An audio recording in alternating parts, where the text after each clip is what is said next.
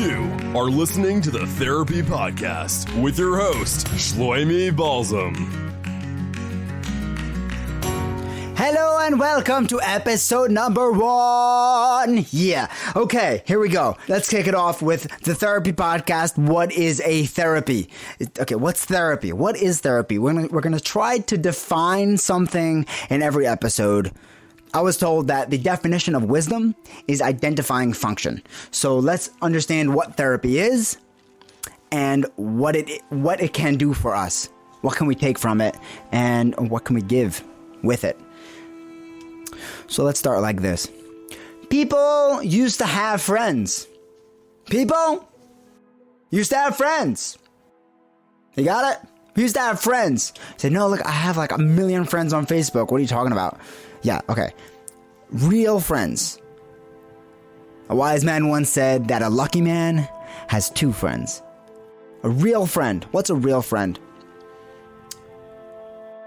So there was a girl that came home, real adolescent teenager, and she tells her mother, "You're dumb. Family's dumb. I have friends that love me. They take care of me. We hang out. Those are the real people in my life." So she was a loving mother, and she said, "I hear you." She empathized and said, "You know what? Let's put it to a test." So what do you mean put it to a test? She said, "Put your friends to a test." Well, how are you supposed to test a friendship? She said, "Throw out a real big challenge." She's like, "So I should cancel on them last minute?" I was like, no. Go to the butcher, ask him for a chunk of meat.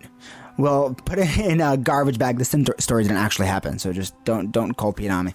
And put it in a garbage bag. Make sure there's a lot of blood in there so it's sort of dripping. And go knock on your best friend's door. Tell her you got into a little bit of a quarrel with your younger brother, and it went a little too far, and you killed him, and now you need to bury him before the cops get a hold of the evidence. See what he says. See what she says. She said, the girl responded, "You're on. They'll do anything for me. They'll take a bullet for me." Mother said, "Okay, I believe you. Let's see what happens." So she got a hold of this garbage bag full of dripping blood, and she knocks on her friend's door, pulls up, and says, "You will not believe what happened." She gives her the pitch. "Killed my brother. He's in a bag. Can you just help me? I'm in a real bind." And by this point, her friend is peeking through a crack in the door and says, "No, get out of here." "Well, no, you crazy?" And she says, "No, but and she begs her, "Give me a hand, come on." And she says, "Absolutely not. I'm not getting involved in a murder." And the door slams. And this was the first surprise of her night. The girl went on to 15 other friends, and one by one, nothing. By the time she got to the 5th one, she was already informed about the crazy girl running around with her brother in a bag, and the doors weren't even answering. So she came home. Tells her mother, "Ma, you're right. You're right. I have no friends. What I thought was friendship is nothing. Ma, do you have any friends?" Mother answers, "I have one half a friend." "You have a half a friend?" "Yeah." "What does that look like?" She said, "I'll show you." She gives her the address and says, "Go there, knock on the door with the same bag, give the same pitch, all teary-eyed, and tell her that you are my daughter. See what happens."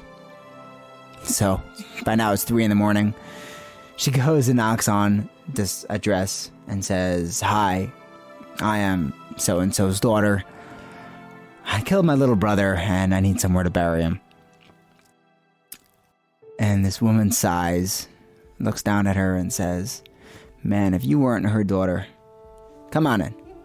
And together she pulls out a shovel and they start digging in her backyard. And she couldn't believe it. Like, this is the ultimate friendship. How can you call this half a friend? So she came home to her mother with that question. Said, "Ma, how's this half a friend?" And her mother said, "A real friend, a 100% friend, doesn't sigh and say, if you weren't her daughter. No questions asked. You're a friend, you're related to my friend, you're family. There's nothing tighter than family, and friends used to be family. But as the Industrial Revolution turned to the technology revolution and everyone's friends became virtual. So yeah, we have 25,000 friends, but none of them would think twice about burying a dead body or even picking us up 2 a.m. when our car breaks down in the rain. Friends used to be natural therapists. You ever wonder why the therapy business is booming and 10 years ago it wasn't? Right now, in the UK, more than 5% of the national budget is spent on counseling, on mental health. 5%, that's a huge number. I mean, like, put that next to the military and, like, paying librarians. I don't know, whatever governments pay for, yeah? Why is there suddenly such a huge spike in the need for therapy? And the answer is that we don't have those friends anymore. We don't have those genuine friends. So together, we're going to try to become those friends. We're going to try to bring out that friend in our friends. Because no one's doing this consciously. We've never met that friend and we don't know how to be him or her.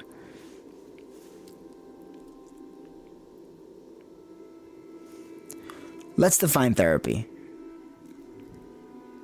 Therapy always had this taboo about it. It still does, and it probably will have for a while. There's like a feeling of, oh, you're in therapy? Oh, what's your issue? What's your damage? And that's not true. It's a total misnomer. And we've come to a point when most of the people we interact with have been to therapy, so it's much better. But that doesn't mean that everyone doesn't feel like they're damaged. Therapy means self-improvement. It means that you're going to someone who can help you improve your life. If you're going to tell me that your life needs no improvement, then you're either dead or lying. Everyone has somewhere, at some point, some aspect of their life that could be taken up a notch. And you just took that step to walk into my office and ask for it. I want to grow. I want to be bigger. I want to have more clarity. I want to focus better. I want to be the greatest person I can be. I know I'm here for only a couple of years. My whole life, I know people say, oh, a guy lived 100 years. Yeah, but the last 30 were what? Like, active, full functioning, building years. It's not that long. And someone who is seeking therapy is someone who wants to make the most of it. Ask anyone on the day they die what they'll do for some more time, and guaranteed that they will give you everything. Time is the most precious thing we have, and it's not the time itself which is valuable, it's what we can do with it. So let's think about a little bit what we can do as a therapist, whether we are helping others or if we're doing it to ourselves. What's our goal? Therapists are not psychiatrists. You go to speak to a counselor, you're not expecting to walk out with a bottle of pills that will magically fix your problems. First of all, magic is fake. So are drugs. They're fake. Someone gets in a high for 2 hours, it feels real, and that's the scary part. But it's fake, because as soon as that dies down, he's going to crash. The only things that last are real things. Light is real. Darkness is fake. And the greatest proof of that is go into a dark room, light a little candle. Candle's a lot smaller than the darkness. The light is significantly smaller. It's insignificant compared to the darkness. But the darkness disappears. Because light is real. Darkness isn't. We're looking for something real here. Something that will pick you up and keep you there. And it's going to be hard. Hopefully in the future, we plan on having a session called Hard as a 4-letter word. And it is. Because it's hard. But it's not bad. Real joy is born out of the hard things that we do. And even out of hardships. The nice thing is that when you get to pick, and you get to opt in to do the hardships, it's a lot easier because you do it on your own accord. So just don't wait for something, challenging to come to you in order to make you grow. Challenge yourself. So if we're not giving out a bucket of pills, what do we have to offer as a counselor? And I'll tell you, nothing that you don't already have inside. We're essentially gifted rummagers. You have, if you're 20 years old and you walk into a therapist's office, you have your entire childhood, which is mostly a blur. And then 8 years of adolescence, where 8, 10 years, whatever, from when you started making your own decisions. Yeah, as a big boy. I don't know, like 100 years ago, you were a big boy. You were 11, you're already out working in the field. But when you started that search for independence, it all just gets stacked and piled on top of each other. The more information that you get now will only tangle this thicket worse. But if you walk into an organized shop, an organized superstore, there are 8 million items, but they're all lined up perfectly on shelves, top to bottom, front to back. And now, if you want to add a new product, it just looks better. You just have more products. That's great. But if you were to take a Walmart and pile its shelves up in the parking lot, and then wait for your customers to come, you're not going to get them. Adding more items is now just going to be chaotic. So you sit down in front of a therapist with your Walmart parking lot full of products and say, you know what my problem is? This little bottle of Snickerdoodles on top. This little packet of chips in the corner. And what you don't realize is that you're standing on a mountain of discombobulated experiences. And you don't even know that they're there. They're so suppressed and so subconscious. Studies show that our personalities, like the real activities of our subconscious, of who we are deep down, what makes us tick, of what defines us, what people see, people walk away when they meet us. It's all defined and composed before the age 9. Everything is from the age 9 down. That's our core. And Rabbi Yom Tov Glazer describes it as a little ripple in a pond. You have a crystal clear, settled pond reflecting the sunset above, and you throw in a pebble. Yeah? So when you're 4, your friend calls you dumb. Your friend just threw a pebble into your stream. Because until then, you were crystal clear, innocent, and delightful. But now there's a pebble that's making ripples. As the ripples go on, they get wider and wider and wider and wider. They do get more subtle, which means at some point you might not remember that your friend ever told you that. But it so encompasses you, it so defines you, and you don't even know. And it's there, it's present, and that is now you. Unless you make it not you. That's just a little lesson on how much one little comment can mean. Especially to kids. You think, yeah, he doesn't get anything anyways. It is so much more impactful on children than it is on adults. They're a clean slate. You're drawing on a crisp canvas. The job of the therapist is to start unraveling every ripple, to start slowly. It's not a quick fix. It's not a bottle of pills. Slowly start arranging every little bit of that pile of merchandise, and everything in there is valuable, and everything in there is you. It's priceless. Take it piece by piece and start designing it into something that you can walk through and understand, and make your way through it, categorize it. And this way we can start, once you have that categorized and all your thoughts and feelings are validated and measured, and the important ones are there and the important ones are labeled unimportant, then you could go on to the next step. Then you could start growing. Then you could start adding to your stockpile. But you wouldn't dare take that step before then. That's what a therapist is for. That's what we're trying to do here. We're trying to make ourselves more aware of this gigantic pile of priceless merchandise that we are standing upon and sort of doing our little jig without even realizing it. Let's start digging. And you're going to come up with some crazy stuff that maybe your mind suppressed because you don't ever want to address that again. But that's you. That's who you are. You're never escaping that. And they're not bad things either. No one's a bad person. People are broken. People are confused. People are shattered.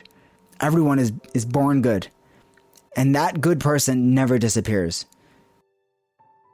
There are mountains and mountains of unexplained, and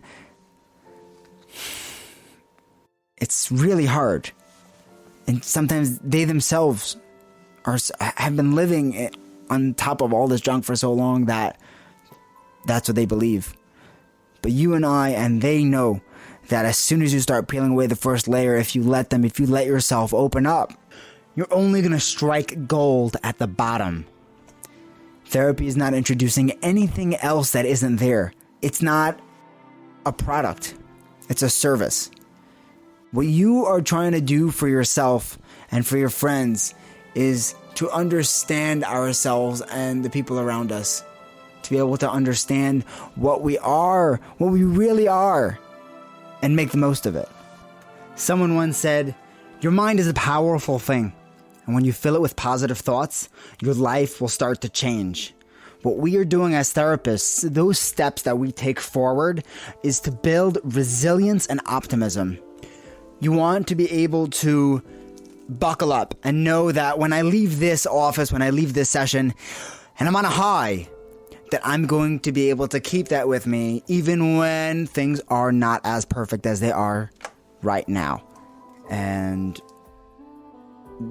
keep this optimism, because if you're just optimistic because you hear a good line, an inspirational quote, that's awesome, and you should keep listening to those. But what do you do when you're not thinking that thought actively?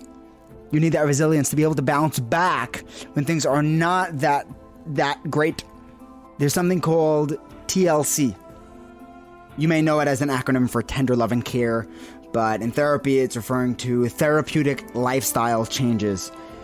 Martin Seligman discovered in his research that the most important aspect, the greatest, most vital ingredient in a satisfied life is meaning.